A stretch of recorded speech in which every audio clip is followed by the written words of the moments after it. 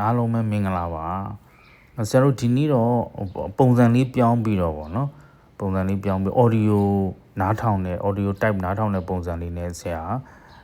စစ်ပညာနဲ့ပတ်သက်တဲ့ဘုဒ္ဓတာလေးတွေကိုရှင်းပြပေးသွားမှာဖြစ်ပါတယ်အဲ့တော့ဒီနေ့တော့ဆရာတို့လူနာတွေဂျားထဲမှာအဖြစ်များတဲ့ယောဂလက္ခဏာတစ်ခုဖြစ်တဲ့စီးသွေးပါခြင်းပေါ့စီးသွေးပါခြင်းနဲ့ပတ်သက်ပြီးတော့ဘုဒ္ဓတာရဝယ်အကြောင်းအရာလေးတွေကိုရှင်းပြပေးသွားမှာဖြစ်တယ်အဲ့တော့စီးသွေးပါခြင်းဒီလူနာတွေမှာအတွေ့အများတွေအဓိကအဖြစ်စီးသွေးပါတာကိုဆရာတို့နှစ်ပိုင်းခွဲထားတာပေါ့နော်မျက်မြင်ကာမန်မျက်လုံးနဲ့မြင်ရတဲ့မျက်မြင်စီးသွေးပါခြင်းနဲ့ကာမန်မျက်လုံးနဲ့မမြင်ရသောစီးသွေးပါခြင်းဆိုပြီးနှစ်မျိုးသတ်မှတ်ထားတာပေါ့နော်အဲ့တော့မျက်မြင်စီးသွေးပါခြင်းကတော့ရှင်းပါတယ်လူနာတွေကိုနှိုက်ကိုဆရာတို့ဆရာစီးရောင်ပြောင်းသွားတယ်ကျမတို့ဟလာအနီရောင်စီးသွေးပါတယ်အပန်းရောင်လေးတွေပါတယ်ဒါမှမဟုတ်လို့ရှိရင်လည်းကိုကာကိုလာရောင်သွေးအဟောင်းတွေပါလာတယ်ဆိုလို့ရှိရင်လည်းဆရာတို့ရင်နွေးချမ်းရောင်စသည်အပြင်ဒီလိုမျိုးလေးတွေ့တတ်တာပေါ့နော် present လောက်တတ်တာပေါ့အဲ့တော့မျက်လုံးနဲ့မမြင်ရတဲ့စီးသွေးပါခြင်းကတော့ဆရာတို့မှန်ဘလူးနဲ့ကြည့်မှမြင်ရတာမျိုးပေါ့နော်ဘယ်လိုဟာမျိုးမှလဲဆိုတော့ဓာတ်ခွဲခန်းမှာစက်သက်စစ်ဆေးကြည့်မှတွေ့ရတဲ့ဟာမျိုးပေါ့စီလန်ကြောင်ယောဂတစ်ခုကြောင့်ဖြစ်စေတခြားကိစ္စတစ်ခုအတွက်ယောဂတစ်ခုအတွက်စီးစင်တာဖြစ်စေတွေ့ရတတ်တယ်စီလန်ကြောင်မှာသွေးပါတာ哦အဲ့ဒါအောင်မှဆရာတို့ကအဓိကနှစ်မျိုးထပ်ခွဲထားတာပေါ့နော်ယောဂလက္ခဏာပြတော့ပါခြင်းနဲ့ယောဂလက္ခဏာမပြတော့ပါခြင်းပေါ့ယောဂလက္ခဏာပြတယ်ဆိုတဲ့ထဲထဲမှာဆရာတို့စီလန်ကြောင်လက္ခဏာတွေဖြစ်တဲ့ခဏရှူပေါက်ချင်တာစီမထိန်နိုင်တာစီလန်ကြောင်တစ်လျှောက်နာကျင်တာစီကုံနာတာအစသည်အပြင်ဒါတွေနဲ့ရှင်တွဲပြီးတော့လက္ခဏာပြပြီးတော့လည်းဖြစ်တတ်တယ်เนาะအဲ့တော့ဆရာတို့မျက်စိနဲ့မြင်ရတာနဲ့မမြင်ရတာနဲ့နှစ်ခုမှာ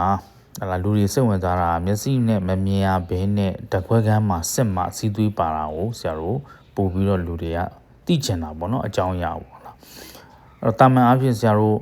မှန်ဘလူးနဲ့စီးကိုဆက်လိုက်လို့ချဲ့ထားတဲ့မှန်ဘလူးရဲ့တစ်ခွက်အောက်မှာဆရာတို့သွေးနီဦးဆဲလေးတွေ3ခုနဲ့အထက်တွေ့နေရတယ်ဆိုလို့ရှိရင်တော့ဒါပုံသဏ္ဍာန်မမှန်တော့စီးသွေးပါခြင်းလို့ဆရာတို့သတ်မှတ်တာပေါ့နော်ပုံမှန်တိုင်းဆိုရင်ကျန်းမာနေတဲ့လူတစ်ယောက်ဒီစီးထဲမှာမှန်ဘလူးအောက်မှာဆရာတို့သွေးနီဦး3ကောင်နဲ့အောက်တော့ပါနိုင်တာပေါ့နော်ဒါက normal လို့သတ်မှတ်တာပေါ့ဒီမှာဘုဒ္ဓတာအနေနဲ့ဆရာတခုတင်ပြလိုတာကဆရာတို့တချို့လူနာတွေစီးကိုcollect လုပ်တဲ့အခါမှာဆရာတို့ဟလာတကွဲကန်းနဲ့ဝေးနေတာအဝေးတည်ရတာအိမ်နဲ့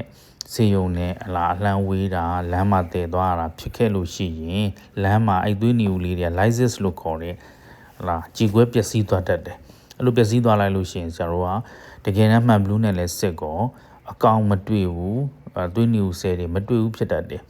အဲ့တော့ false negative လို့ခေါ်တာပေါ့နော်ယောဂကတော့ရှိနေတယ်ဒါပေမဲ့စစ်လိုက်တဲ့အချိန်မှာ negative ထွက်တာပေါ့အဲ့လိုမျိုးလေးဖြစ်တတ်တယ်အဲ့တော့အကောင်းဆုံးကတော့စေုံစီကန်သို့မဟုတ်ဓာတ်ခွဲခန်းရောက်ခါကြမှာလက်ဆက်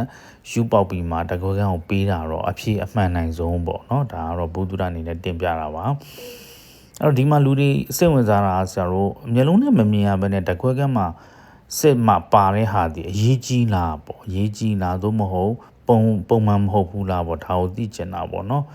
တာမန်အပြင်ဆရာတို့သူတို့နောက်တိုင်းမှာ research ပေါ့နော်သူတည်နာလုပ်ထားတာကပြင်းထန်တဲ့အလုပ်သမားတွေပြင်ပန်းလုပ်ရတဲ့လူတွေကိုသူတို့12နှစ်လောက်လေ့လာထားတဲ့အခါမှာအဲ့ဒီအတော်အတွင်းမှာအဲ့ဒီလိုမျိုး workers တွေအလုပ်သမားတွေပြင်းထန်တဲ့အလုပ်လုပ်ရတဲ့လူတွေရဲ့40% ကတစ်ကြိမ်တော့သူတို့ဟလာစီးသွေးပါတတ်တယ်နော်မျက်လုံးနဲ့မမြင်ရပေမဲ့တကွက်ကမှစီးသွေးပါတာတွေ့ရတတ်တယ်15%လောက်ကတစ်ကြိမ်မက2ကြိမ်3ကြိမ်တွေ့ရတတ်တယ်တဲ့အဲ့မှာဆရာတို့က transient လို့ခေါ်တာပေါ့နော်ယာယီအားဖြင့်စီးသွေးပါခြင်းလည်းရှိနိုင်ပါတယ်တဲ့အဲ့လိုမျိုးမျက်လုံးနဲ့မမြင်ရပေမဲ့တကွက်ကမှတွေ့တဲ့လူတွေရဲ့80%လောက်ကအရေးမကြီးပါဘူးတဲ့နော်ဘာမှထူးခြားယောဂမရှိဘဲနဲ့သူ့လိုပျောက်ကင်းသွားတတ်တယ်တဲ့ပြန်စစ်လိုက်တော့မတွေ့တော့ဘူးပေါ့နော်ဒါပေမဲ့30%လောက်ကတော့နည်းနည်းလေးပြဿနာရှိတဲ့ယောဂလေးတွေအခြေခံယောဂလေးတွေရှိတတ်တယ်တဲ့ဒါကိုမှတ်ထားရမှာပေါ့နော်အဲ့တော့အဲ့မှာဒါဆိုရင်ဆရာကျွန်တော်တို့ကဘယ်လိုဟာမျိုးဒီအရေးကြီးလဲပေါ့ဘယ်ဟာဒီသတိထားမှာလဲပေါ့အဲ့တော့ဒီမှာဘယ်လိုဟာမျိုးဒီအရေးကြီးလဲဆိုတော့မျက်လုံးနဲ့မြင်ရလောက်အောင်သူတစ်ကြိမ်ပဲပါတယ်ဆိုရင်အရေးကြီးပါတယ်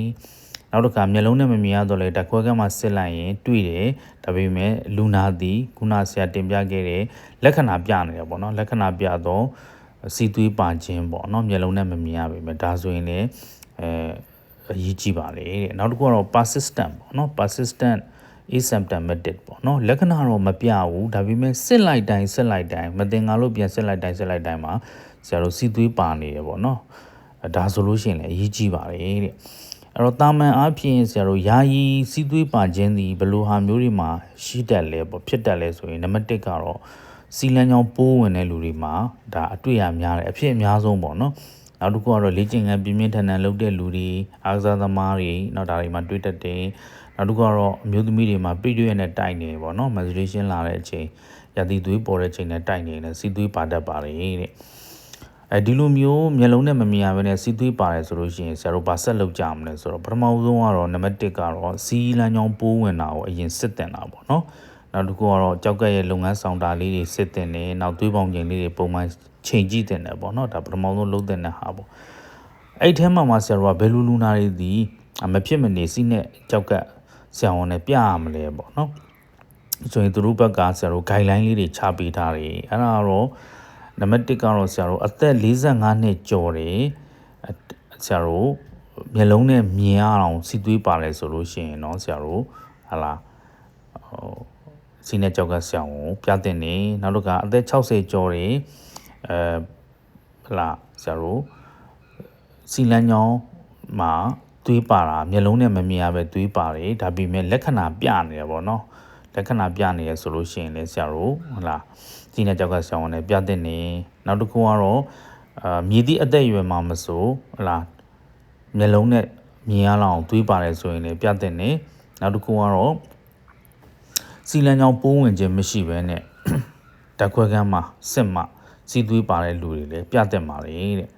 နောက်တစ်ခုကတော့ဆရာတို့ persistent ဖြစ်တာပေါ့နော်ခုနကဆရာတို့ပြောရှင်းပြခဲ့သလို transient ခဏတာမဟုတ်ဘဲနဲ့ဆက်လိုက်တိုင်းမှာစီသွေးပါနေတယ်ဆိုလို့ရှိရင်တော့ဆရာတို့ပြတဲ့မှာလေ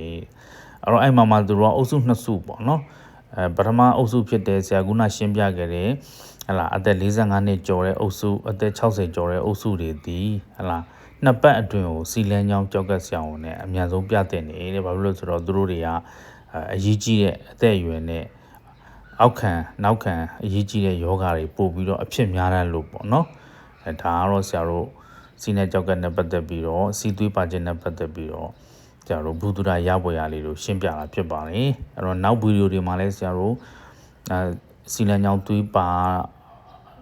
ရခြင်းရဲ့ဖြစ်စီတဲ့အကြောင်းရင်းတွေလားဘာတွေဆက်လုပ်ရမယ်ဘာတွေစမ်းသပ်စစ်ဆေးရမယ်ဘာတွေကုသမှုခံယူရမယ်ဆိုဆက်လက်ပြီးတော့ဆရာဆွေးနွေးသွားမှာဖြစ်ပါတယ်အဲ့တော့အခုလိုကြည့်ရှုနားထောင်ပြီးတဲ့ဝင်ရောက်နားထောင်ပြီးတဲ့လူတွေကိုလည်းဆရာကျေးဇူးတင်ပါတယ်နော်ဆရာရဲ့ channel လေးကို like and subscribe မလုပ်ရသေးဘူးဆိုလို့ရှိရင်လည်းလုပ်ထားပေးပါဦးနော်ဗီဒီယိုအသစ်တင်တိုင်းတွေ့ရအောင်လို့နော်အားလုံးကျေးဇူးတင်ပါတယ်နော်